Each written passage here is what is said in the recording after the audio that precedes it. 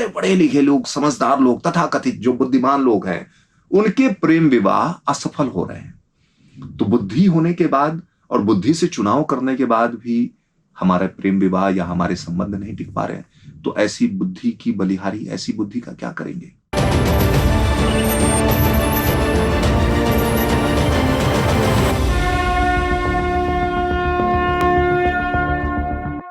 नमस्कार।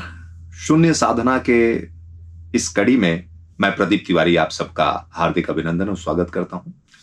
मित्रों, साधना कैसी चल रही है आपकी? शून्य साधना एक ऐसा चैनल है जो हमारे और आपको चिंतन सूत्र देने के लिए बनाया गया है। यानी कि वो सारी चीजें, वो सारी अच्छी चीजें, यूं कहूं कि जो आप और हम जानते हैं, लेकिन किसी न किसी व्यस्तता के कारण, मन की दुर्बलता के चलते हम उन्हें भूल जाते हैं और अभ्यास सतपथ में बढ़ने का हम भूल जाते हैं। और इसके कारण हमारे अंदर धीरे धीरे धीरे धीरे एक कहीं ना कहीं अवसाद बनता रहता है।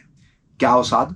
और वही कारण है जो आपको हार मानना या हार मानने पर विवश कर देता है। जीवन में एक ऐसी स्थिति आती है जब लगने लगता है कि भाई कोई भी काम सामने आता है और मुझे ऐसा लगने लगता है कि ये हमारे वश का नहीं है।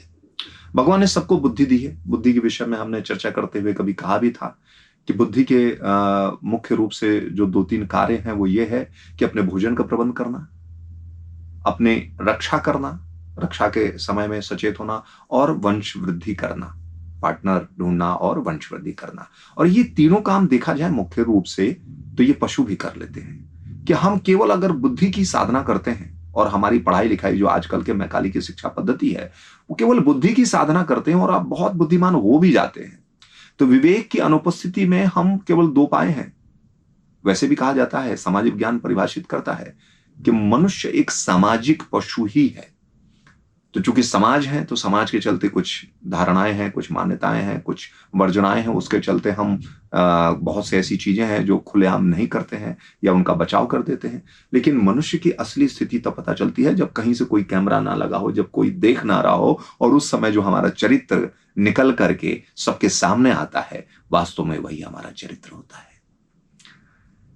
इसलिए कहावत है कि हमाम में सब नंगे होते हैं। जब आप किसी से मिलने जाते हैं, प्रेमी प्रेमिका कुछ समय के लिए मिलते हैं, भले सालों साल मिलते रहते हैं, तो उतने कुछ समय के लिए वो हम आप दोनों स्वांग कर सकते हैं। प्रेमी प्रेमिका दोनों स्वांग कर सकते हैं, अपने आप को अच्छा बनाने की कोशिश कर सकते हैं। और वो नाटक करते करते, अभ्यास करते करते वो अभ्यास बहुत तगड़ा हो जाता है। बाद में जब प्रेम विवाह होता है, मुख्यतः वो सब असफल हो रहे हैं। बड़े पढ़े लिखे लोग, समझदार लोग, तथाकथित जो बुद्धिमान लोग हैं, उनके प्रेम विवाह असफल हो रहे हैं। तो बुद्धि होने के बाद और बुद्धि से चुनाव करने के बाद भी हमारा प्रेम विवाह या हमारे संबंध नहीं टिक पा रहे हैं। तो ऐसी बुद्धि की बलिहारी, ऐसी बुद्धि का क्या करेंगे? प्रेमानंद महाराज ने एक बड़ी अच्छी बात कही थी कि आजकल के बच्चे बड़े बुद्धिमान होते हैं लेकिन विवेकी नहीं होते। और जो भी आज की विद्या है, कहते हैं ये विद्या भी नहीं है। कौन सी जानकारी? जानकारी से केवल बुद्धि आपकी जागृत हो गई, क्या करना है, कैसे करना है, कहां पे क्या करना है, उससे आप बुद्धिमान हो गए।